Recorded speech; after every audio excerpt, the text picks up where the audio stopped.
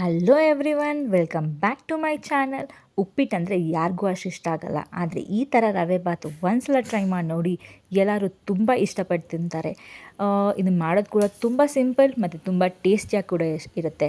ನೀವಿನ್ನ ನನ್ನ channel subscribe ಮಾಡಿಲ್ಲ ಅಂದರೆ ಆದಷ್ಟು ಬೇಗ ಸಬ್ಸ್ಕ್ರೈಬ್ ಮಾಡಿ, ಓಕೆನಾ.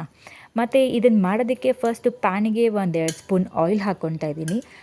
ಆಯಿಲ್ ಹಾಕ್ಕೊಂಡಿದ್ದಾದಮೇಲೆ ಸ್ವಲ್ಪ ಸಾಸಿವೆ ಹಾಕ್ಕೊಳ್ಳೋಣ. ಇದಕ್ಕೆ ಚಕ್ಕೆ, ಲವಂಗ ಮತ್ತು ಬಾತೆಲೆ ಹಾಕ್ಕೊಳ್ಳೋಣ. ಇದಕ್ಕೆ 1 ಆನಿಯನ್ ಸೇರಿಸ್ಕೊತಾ ಇದ್ದೀನಿ. ಆನಿಯನ್ ಎಲ್ಲ ಸ್ವಲ್ಪ ಫ್ರೈ ಆದಮೇಲೆ ಸ್ವಲ್ಪ ಶುಂಠಿ ಬೆಳ್ಳುಳ್ಳಿ ಪೇಸ್ಟ್ ಹಾಕ್ಕೊಳ್ಳೋಣ.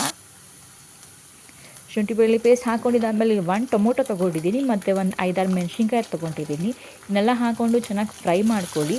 ಫ್ರೈ ಮಾಡ್ಕೊಂಡಿದ್ದಾದಮೇಲೆ ಸ್ವಲ್ಪ ತರಕಾರಿಗಳು ಹಾಕ್ಕೊಳ್ಬೋದು. ಇಲ್ಲಿ ಕ್ಯಾರೆಟು, ಬದನೆಕಾಯಿ, ಕ್ಯಾಪ್ಸಿಕಮ್ ಮತ್ತು ಆಲೂಗಡ್ಡೆ ತೊಗೊಂಡಿದ್ದೀನಿ ನಾನು. ಬೇಕಾದ್ರೆ ಬಟಾಣಿ ಕೂಡ ಸೇರಿಸ್ಕೋಬೋದು, ಚೆನ್ನಾಗಿರುತ್ತೆ. ಇದೆಲ್ಲ ಚೆನ್ನಾಗಿ ಮಿಕ್ಸ್ ಮಾಡಿಕೊಂಡು ಸ್ವಲ್ಪ ರುಚಿಗೆ ತಕ್ಕಷ್ಟು ಉಪ್ಪು ಹಾಕ್ಕೊಂಡು ಸ್ವಲ್ಪ ಅರಿಶಿನ ಹಾಕ್ಕೊಳ್ಳೋಣ.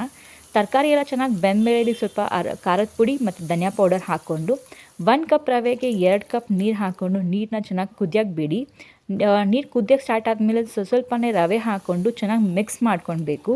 ಗಂಟು ಹಾಕದಿರೋ ಥರ ಚೆನ್ನಾಗಿ ಮಿಕ್ಸ್ ಮಾಡ್ಕೊಂಡಿದ್ದಾದಮೇಲೆ ಈ ಲಿಡ್ನ ಕ್ಲೋಸ್ ಮಾಡಿ 1-2 ನಿಮಿಷ ಹಾಗೆ ಬಿಡಬೇಕಾಗುತ್ತೆ. ಆವಾಗ ಅದು ಚೆನ್ನಾಗಿ ಕುಕ್ ಆಗುತ್ತೆ.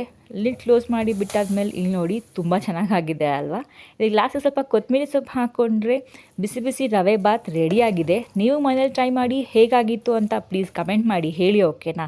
ಈ ವಿಡಿಯೋ ಇಷ್ಟ ಆದರೆ ಪ್ಲೀಸ್ ಲೈಕ್ ಮಾಡಿ, ಕಮೆಂಟ್ ಮಾಡಿ, ಶೇರ್ ಮಾಡಿ ಮತ್ತು ಸಬ್ಸ್ಕ್ರೈಬ್